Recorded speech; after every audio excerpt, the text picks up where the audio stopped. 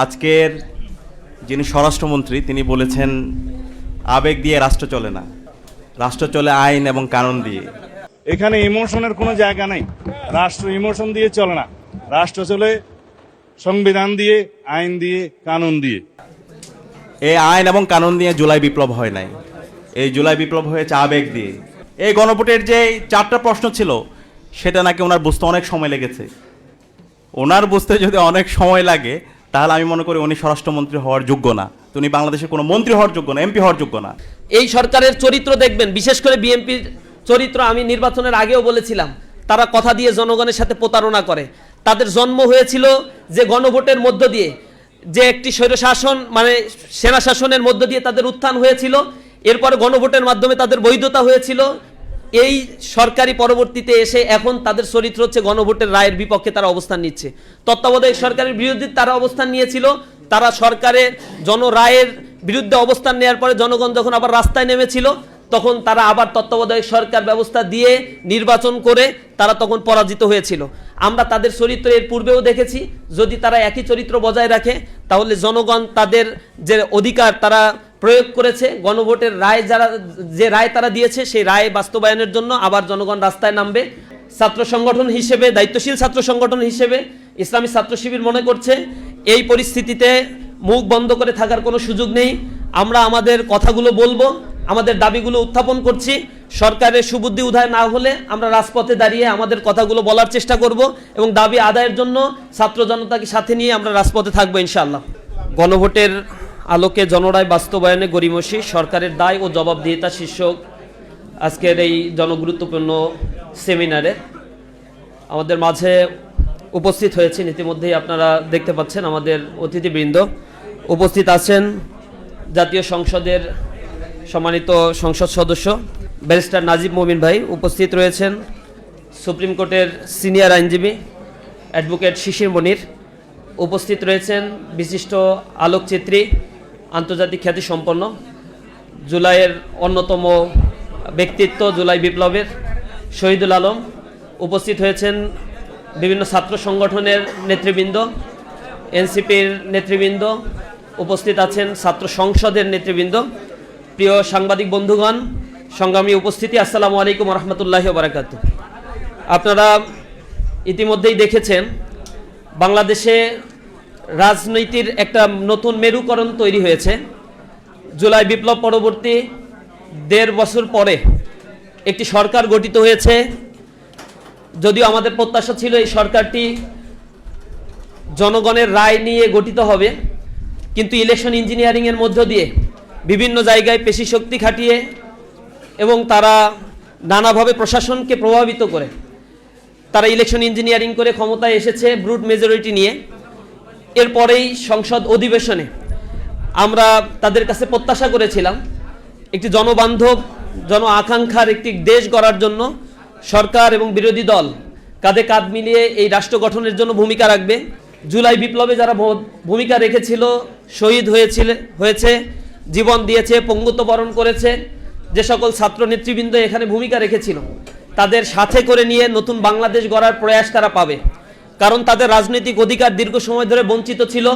তাদের প্রধান নেতা দেশের বাইরে দেশান্তরিত অবস্থায় ছিল। এই অবস্থায় থেকে দেশের রাজনীতির একটা পরিবর্তনের জন্য যারা জীবন দিয়েছে, যারা এখানে আহত হয়েছে, পঙ্গুত্ব বরণ করেছে, তাদেরকে সাথে নিয়ে এই দেশ গড়ার যে সুযোগটা তাদের ছিল সেটা তারা না করে ভিন্ন পথে, ভিন্ন পন্থা তারা অবলম্বন করেছে।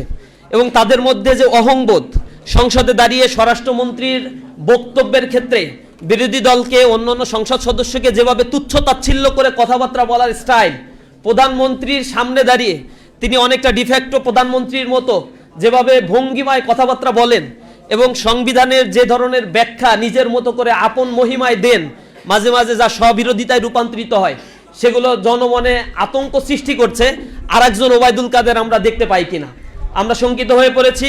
তারই প্রেক্ষাপটে আমরা গণভোটের এই যে জনসম্পৃক্ততা ছিল, প্রায় 70% মানুষ যে ভোটে রায় দিয়েছে, যারা 51% ভোট পেয়ে তারা সরকার গঠন করে ক্ষমতা পরিচালনা করছে, তাদের চাইতেও বেশি পাওয়ারফুল যেই ভোট, সেই ভোটকে তারা ডিনাই করার মতো সাহস তারা দেখাচ্ছে। এখন তারা সেই প্রস্তাব উত্থাপন করবে না, সেই রায়কে তারা বাস্তবায়ন করবে না। তারই প্রেক্ষাপটে ছাত্র সংগঠন হিসেবে, দায়িত্বশীল ছাত্র সংগঠন হিসেবে ইসলামী ছাত্র শিবির মনে করছে এই পরিস্থিতিতে মুখ বন্ধ করে থাকার কোনো সুযোগ নেই। আমরা আমাদের কথাগুলো বলবো, আমাদের দাবিগুলো উত্থাপন করছি। সরকারের সুবুদ্ধি উদয় না হলে আমরা রাজপথে দাঁড়িয়ে আমাদের কথাগুলো বলার চেষ্টা করব এবং দাবি আদায়ের জন্য ছাত্র জনতাকে সাথে নিয়ে আমরা রাজপথে থাকবো ইনশাআল্লাহ। আমি সামগ্রিক প্রেক্ষাপটে বর্তমান সময়ের আলোকে আমাদের আজকে যে সেমিনারের আয়োজন করা হয়েছে সেই সেমিনারের প্রবন্ধ পেপার আপনাদের সামনে উপস্থাপন করছি। গণভোটের আলোকে জনরায় বাস্তবায়নে গড়িমসি, সরকারের দায় ও জবাবদিহিতা, ঐতিহাসিক প্রেক্ষাপট এবং জনরায়ের সাংবিধানিক চরিত্র নিয়ে আমি শুরুতে আলোচনা করব। গণতান্ত্রিক রাষ্ট্র ব্যবস্থার মূল ভিত্তি হলো জনসম্মতি, অংশগ্রহণ ও সার্বভৌম ইচ্ছার প্রতিফলন। একটি রাষ্ট্র তখনই প্রকৃত অর্থে গণতান্ত্রিক রূপ লাভ করে যখন জনগণের ইচ্ছাকে কেবল রাজনৈতিকভাবে নয় বরং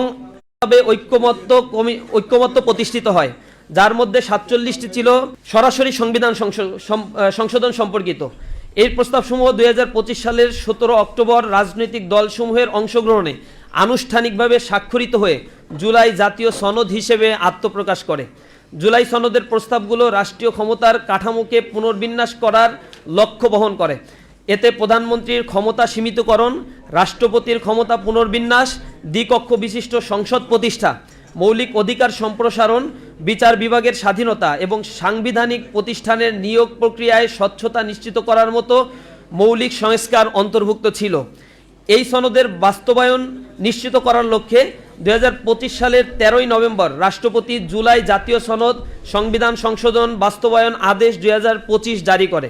এই আদেশের মাধ্যমে সনদকে একটি কার্যকর আইনি কাঠামোর মধ্যে আনা হয় এবং জনগণের প্রত্যক্ষ মতামত গ্রহণের পথ উন্মুক্ত হয়। এই ধারাবাহিকতায় 2026 সালের 12ই ফেব্রুয়ারি ত্রয়োদশ জাতীয় সংসদ নির্বাচনের দিনেই এই ঐতিহাসিক গণভোট অনুষ্ঠিত হয়। নির্বাচন কমিশনের তথ্য অনুযায়ী এই গণভোট প্রায় 68.59% ভোটার হ্যাঁ ভোট প্রদান করে জুলাই সনদের পক্ষে সুস্পষ্ট এবং নিরঙ্কুশ সমর্থন ব্যক্ত করে, যা বর্তমান সরকারের ম্যান্ডেটের চাইতেও অনেক বেশি শক্তিশালী। একজন সচেতন নাগরিক হিসেবে সচেতন নাগরিকের দৃষ্টিকোণ থেকে এই গণভোটের তাৎপর্য অত্যন্ত গভীর।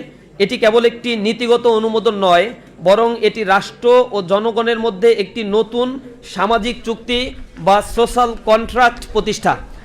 জনগণের এই প্রত্যক্ষ ম্যান্ডেট স্পষ্টভাবে নির্দেশ করে যে নির্বাচিত প্রতিনিধিরা কেবল আইন প্রণেতা হিসেবে নয়, বরং সংবিধান সংস্কার পরিষদের সদস্য হিসেবে দ্বিতীয় শপথ গ্রহণ করে নির্দিষ্ট সময়সীমার মধ্যে জুলাই সনদের আলোকে সংবিধান সংশোধন সম্পন্ন করবেন, যে শপথ ইতিমধ্যে বিরোধী দল নিয়েছে। অতএব এই গণভোটের ফলাফলকে একটি সাধারণ রাজনৈতিক মতামত হিসেবে দেখা যায় না, এটি একটি সুস্পষ্ট সাংবিধানিক নির্দেশনা যা জনগণের সার্বভৌম ক্ষমতার প্রত্যক্ষ বহিঃপ্রকাশ। গণভোটের সাংবিধানিক বাধ্যবাধকতা বনাম নোট অফ ডিসেন্ট।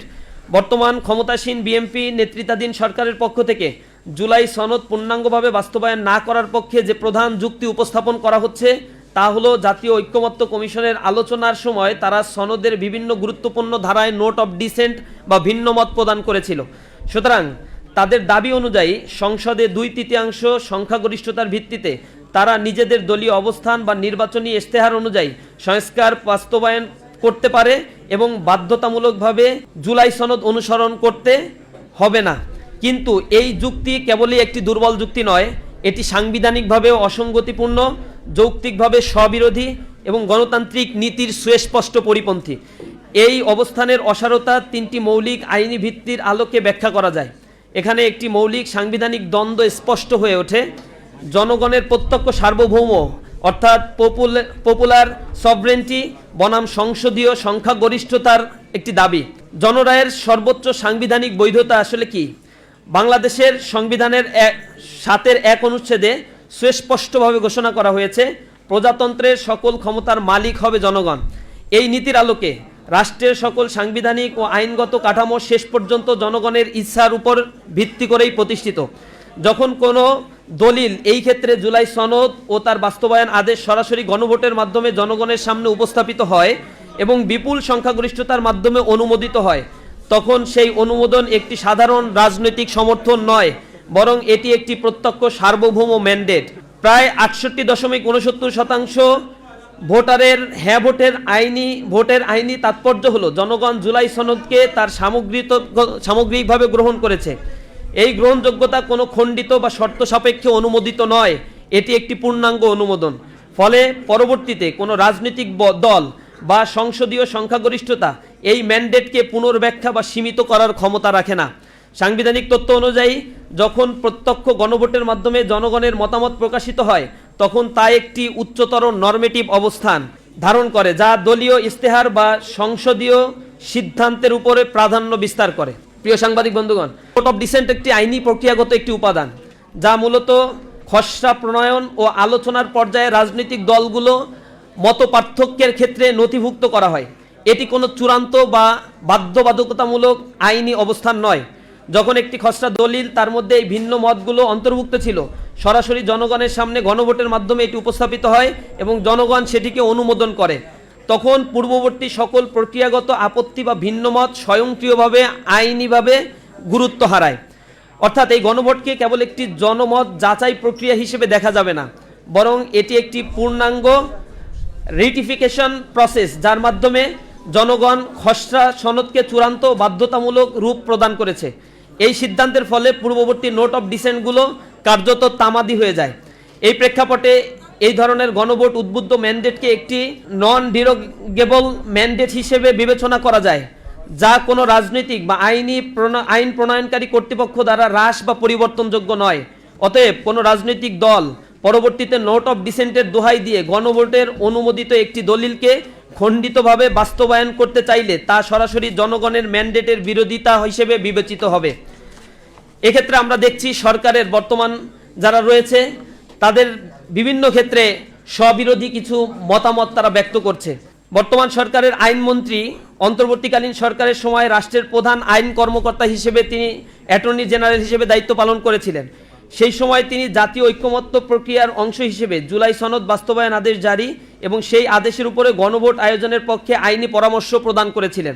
এমনকি তিনি মত দিয়েছিলেন যে নির্দিষ্ট সময়সীমার মধ্যে যদি সংবিধান সংস্কার পরিষদ জুলাই সনদ বাস্তবায়ন করতে ব্যর্থ হয় তাহলে গণভোটের রায়ের ভিত্তিতে তা স্বয়ংক্রিয়ভাবে কার্যকর হবে। অর্থাৎ তিনি এখানে একটি পিউনিটিভ মেকানিজম যুক্ত করার প্রস্তাবও তিনি করেছিলেন। কিন্তু ক্ষমতায় এসে এই একই ব্যক্তির দ্বিমুখী চরিত্র আমরা জাতির সামনে স্পষ্ট দেখেছি। আমরা দেখেছি স্বরাষ্ট্রমন্ত্রী তিনি ঐক্যমত্য কমিশনে এসে জুলাই সনদের পক্ষে সকল প্রকার আলোচনায় অংশগ্রহণ করেছেন এবং গুরুত্বপূর্ণ ফ্যাক্টর হিসেবে তিনি ভূমিকাও রেখেছিলেন। গণভোটের পক্ষে তার দলীয় প্রধান ভোট চেয়েছিল, কিন্তু এখন তাদের দ্বিচারিতা জনমনে আতঙ্ক এবং আশঙ্কা সৃষ্টি করে রেখেছে, যা রীতিমতো উদ্বেগের সৃষ্টি করেছে বর্তমান বাংলাদেশের প্রেক্ষাপটে। সুতরাং আমরা স্পষ্টভাবে বলতে চাই, কোনো তাত্ত্বিক বিশ্লেষণ সাংবিধানিক ব্যাখ্যাকে সামনে নিয়ে এসে এই জুলাই বিপ্লবকে প্রশ্নবিদ্ধ করে জাতির সামনে এই জাতীয় প্রতারণা করা থেকে বর্তমান সরকারকে বিরত থাকতে হবে। এরই প্রেক্ষাপটে ইসলামী ছাত্র শিবির কয়েকটি বিষয়ে সুস্পষ্ট দাবি উত্থাপন করতে চায়। প্রথমত হচ্ছে জুলাই সনদ এর অবিকৃত এবং পূর্ণাঙ্গ বাস্তবায়ন এই সরকারকে অতি দ্রুত করতে হবে। দ্বিতীয়, সকল নোট অফ ডিসেন্ট সম্পূর্ণ অকার্যকর ঘোষণা করতে হবে। তৃতীয়, সংবিধান সংস্কার পরিষদের কার্যক্রম অবিলম্বে শুরু করতে হবে। চতুর্থ, সুপার মেজরিটির অপব্যবহার বন্ধ এবং জনরায়ের সুরক্ষা সরকারকে করতে হবে। সংস্কার প্রক্রিয়ায় শতভাগ স্বচ্ছতা ও জনসম্পৃক্ততা নিশ্চিত করতে হবে। সাংবিধানিক প্রতিষ্ঠানগুলোর পূর্ণাঙ্গ স্বাধীনতা নিশ্চিত করতে হবে, যেই ক্ষেত্রে সরকারের চরম উদাসীনতা এবং একঘেয়েমিতা আমরা লক্ষ্য করছি। ইতিমধ্যেই তারা তাদের ক্ষমতার অপব্যবহার করে বিভিন্ন নির্ধারিত সময়সীমার মধ্যে জুলাই সনদ বাস্তবায়ন করা না হয় তবে কালক্ষেপণ রোধে গণভোটের রায়ের ভিত্তিতে তা স্বয়ংক্রিয়ভাবে বাস্তবায়িত হওয়ার আইনি ব্যবস্থা অবিলম্বে সক্রিয় করতে হবে। সরকারের প্রতি আমরা উদাত্ত আহ্বান জানাই, তাদের যেন সুবুদ্ধির উদয় হয়। এর পূর্বে 1996 সালে তারা তত্ত্বাবধায়ক সরকার ব্যবস্থা নিয়ে এরকম গড়িমসি করেছিল, অথচ তাদের সরকারই গঠিত হয়েছিল তত্ত্বাবধায়ক সরকারের উপর ভিত্তি করে। এই সরকারের চরিত্র দেখবেন, বিশেষ করে বিএনপির চরিত্র আমি নির্বাচনের আগেও বলেছিলাম, তারা কথা দিয়ে জনগণের সাথে প্রতারণা করে। তাদের জন্ম হয়েছিল যে গণভোটের মধ্য দিয়ে, যে একটি স্বৈরশাসন মানে সেনা শাসনের মধ্য দিয়ে তাদের উত্থান হয়েছিল, এরপরে গণভোটের মাধ্যমে তাদের বৈধতা হয়েছিল। এই সরকারি পরবর্তীতে এসে এখন তাদের চরিত্র হচ্ছে গণভোটের রায়ের বিপক্ষে তারা অবস্থান নিচ্ছে। তত্ত্বাবধায়ক সরকারের বিরুদ্ধে তারা অবস্থান নিয়েছিল, তারা সরকারের জনরায়ের বিরুদ্ধে অবস্থান নেওয়ার পরে জনগণ যখন আবার রাস্তায় নেমেছিল, তখন তারা আবার তত্ত্বাবধায়ক সরকার ব্যবস্থা দিয়ে নির্বাচন করে তারা তখন পরাজিত হয়েছিল। আমরা তাদের চরিত্র এর পূর্বেও দেখেছি, যদি তারা একই চরিত্র বজায় রাখে তাহলে জনগণ তাদের যে অধিকার তারা প্রয়োগ করেছে, গণভোটের রায় যে রায় তারা দিয়েছে সেই রায় বাস্তবায়নের জন্য আবার জনগণ রাস্তায় নামবে। আমরা আজকের যিনি স্বরাষ্ট্রমন্ত্রী তিনি বলেছেন আবেগ দিয়ে রাষ্ট্র চলে না, রাষ্ট্র চলে আইন এবং কানুন দিয়ে। এই আইন এবং কানুন দিয়ে জুলাই বিপ্লব হয় নাই, এই জুলাই বিপ্লব হয়েছে আবেগ দিয়ে। জুলাই বিপ্লবের যে মূল উদ্দেশ্য ছিল, যেটা এক দফার ঘোষণায় ঘোষিত হয়েছে, ফেসিবাদী রাষ্ট্র কাঠামোকে ভেঙে নতুন রাজনৈতিক সংস্কৃতি বিনির্মাণ করা, নতুন পলিটিক্যাল কালচার ডেভেলপ করা।